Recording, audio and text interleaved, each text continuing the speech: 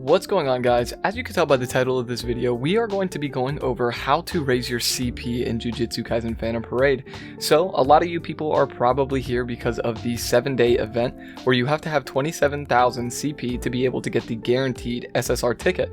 And that's initially how I started grinding for my CP as well, because I wanted to go ahead and get that ticket in.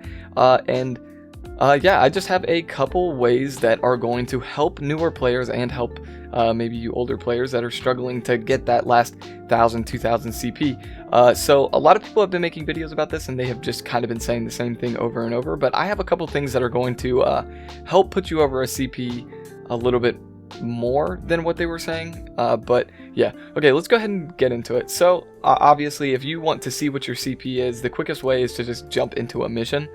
Just hit formation and you can see what your current CP is in the top right up here. But when as you can tell, I'm a little bit higher than 27k, but I'll show you how I got there. It's really simple, really easy. Like, this is day 8, so obviously we are able to get there pretty quickly. I think everybody is going to not struggle too much with this. Obviously, if you're free to play, it might be a little bit harder. I'm a light spender. I've not spent much on this game at all, but I got really lucky with my pulls. So but here is the first way. Obviously, if you've watched any other videos, you're going to probably sick of hearing it, but grade enhancement is your #1 tool. So a good rule to stick by if you want 27,000 is to get all of the characters in your formation to a grade 7. It's really easy to do that, as we've been given tons and tons of chances to get these materials. If you guys don't know, if you guys are free to play, obviously you don't have the AP or you don't want to use your crystals on the stamina, you guys are just going to have to farm this out and use your stamina as much as you can to get every character to grade 7. But another way to get those is if you go down to the homepage and you go to exchange, you can go and you can use the event tokens to buy certain ones that you need. They're not very pricey at all. Again, this is a limited time thing, so you want to get in here and buy the ones that you need. It'll save you some stamina, so you don't have to waste stamina. You can use it on the event, or you can use it wherever else you're wanting to use the stamina. But you're able to come here and you're able to buy the certain things that you need to, maybe you just need a couple of one to get to the next stage or something. You can use the tokens here. You can also come over to the domain investigation and you can also buy them here with your domain investigation coins. So this is 2 great ways to get them. And then obviously just going into the formation, and when you enhance your characters, when you go into grade enhancement, if you hit obtain where, so I need 17 more of these, but if you hit obtain, it'll tell you exactly where you need to go to get these. So obviously I haven't completed enough of the story to be able to get these, but if you were to, let's say you were to need some of these, it'll tell you the recommended stages where you should be going to get them. And then obviously if you don't have enough CP to be able to beat the recommended stages, you can just go down and complete some of the lower end ones. I think 22 is the lowest for this, yeah, that's the first way to get CP, which is really easy. Obviously, as you play the game, as you do the events and stuff, you're able to get this stuff to go ahead and do the grade enhancements.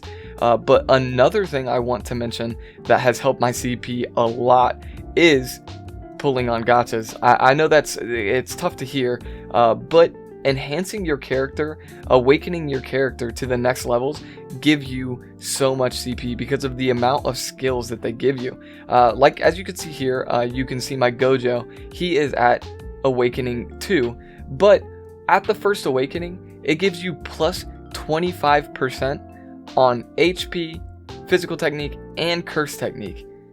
That is absolutely insane. So the amount of stuff that you are getting just for the first dupe of a character, or as you can see, I got the dupe too, it's adding more and more stats each time that you dupe a character out. And the reason that I bring this up, obviously, if you're free to play and you aren't spending because you're saving for Yuta, or, I mean, if you're going to summon on that new Megami banner that's coming out, I think tomorrow. Again, I made a video on that. If you guys want to see that, you guys can go ahead and check it out. Yeah, like, Awakening is amazing to be able to get you guys' CP up. And why I say this is because if you guys have summoned, or you guys are doing the events to get tickets, you guys are going to be pulling. And I have gotten my, I know he's a rare, but I have gotten Kaido up to Awakening 5. And just, even though he's a rare, he is still getting a really good stat increase and more CP from getting these awakenings. So the awakenings are what actually pushed me over the top to 27k. I hadn't even gotten all of my 4 units to grade 7 yet. Obviously I'm still working on Momo, you can see here, but yeah, the awakening are what are pushing me past on the CP, because I was able to get an awakening 1 on basically all of my characters except for Nobara, and then of course I use Kaido as my my backup, but he comes in and gets his 5 awakening, and that really pushed me past. And when I didn't have this second dupe into Gojo until I actually got my 7th day SSR ticket. I was lucky enough to pull a second dupe of Gojo. So yeah, I wanted to just go ahead and go over that. Again, this is a really quick video just to help you guys, help the new players figure out how to get over that hump of 27k.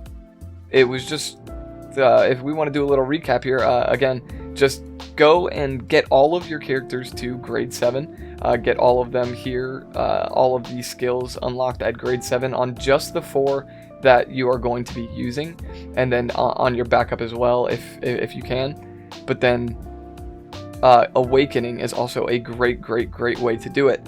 I mentioned awakening again because I forgot to mention, if you go to exchange and you go into the event and stuff, is it this one? It might be the other one.